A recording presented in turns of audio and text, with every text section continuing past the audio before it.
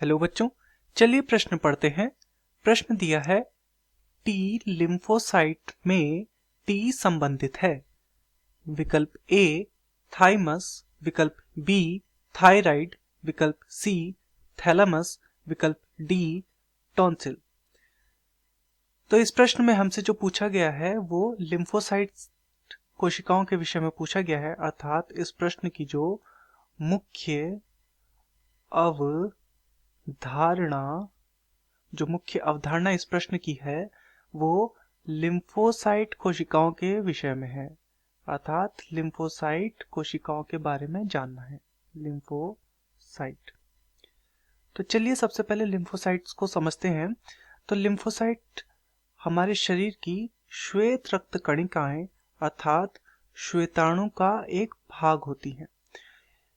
इनका कार्य क्या होता है? इनका कार्य होता है किसी भी प्रकार के संक्रमण या वायरस इत्यादि से लड़ना, संक्रमण से लड़ना या लड़ने में मदद करना। तो ये इनका कार्य होता है, लड़ने में मदद।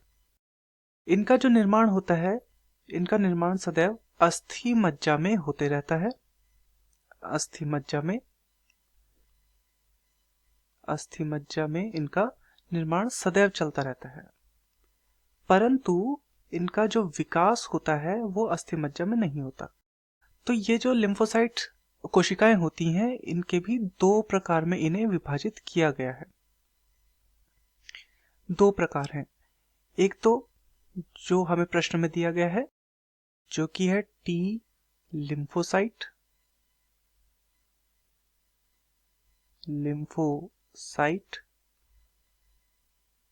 तथा दूसरा जो प्रकार है वो होता है बी लिम्फोसाइट।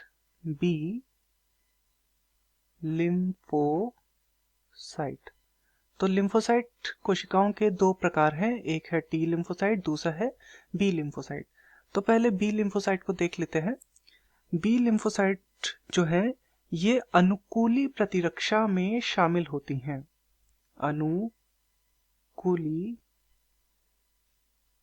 प्रतिरक्षा में ये शामिल होती हैं, अनुकूली प्रतिरक्षा में शामिल होती हैं। वहीं जो टी लिम्फोसाइट होती हैं, इनका मुख्य कार्य किसी भी प्रकार के वायरस या कैंसर सेल से लड़ने का होता है।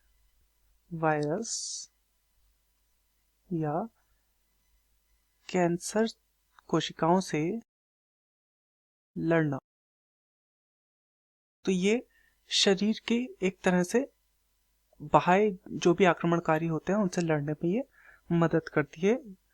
तो ये जो लड़ने के लिए इनके पास कुछ प्राकृतिक हथियार मौजूद होते हैं, जो कि होते हैं C40, C40 तथा C80, C80।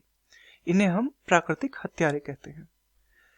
तो ये जो टी लिम्फोसाइट कोशिकाएं हैं, इनका जो विकास होता है, हमने देखा था कि इनका निर्माण तो अस्थि मज्जा में होता है, परंतु इनका जो विकास होता है वो अस्थि मज्जा में नहीं होता, बल्कि वो थाइमस में होता है। थाइमस, इसीलिए इनके नाम के आगे टी लगा दिया जाता है, जहां पर टी का अर्थ है थाइमस। चलिए बाकी विकल्पों को भी देख लेते हैं। विकल्प बी है थायराइड। विकल्प बी थायराइड, तो ये थायराइड जो है, थायराइड एक ग्रंथि है। यह ग्रंथि गले के आधार पर स्थित होती है तथा इससे थायरॉक्सिन हार्मोन निकलता है।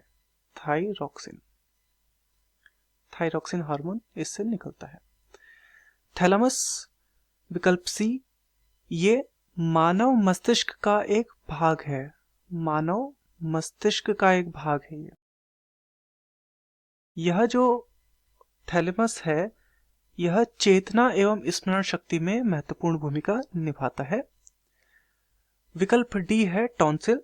टॉन्सिल गले में स्थित दो मांसल, ये गले के असल में पीछे स्थित होती हैं, गले के पीछे स्थित मांसल संरचनाएं हैं और ये बाहरी कीटों को रोकने का कार्य करते हैं। तो विकल्प बी भी हमारा गलत है, विकल्प सी भी गलत है, विकल्प डी भी गलत है। तो दिए गए प्रश्न का सही उत्तर है विकल्प ए, थाइमस। मैं आशा करता हूं आपकी यह समझ में आया होगा। धन्यवाद।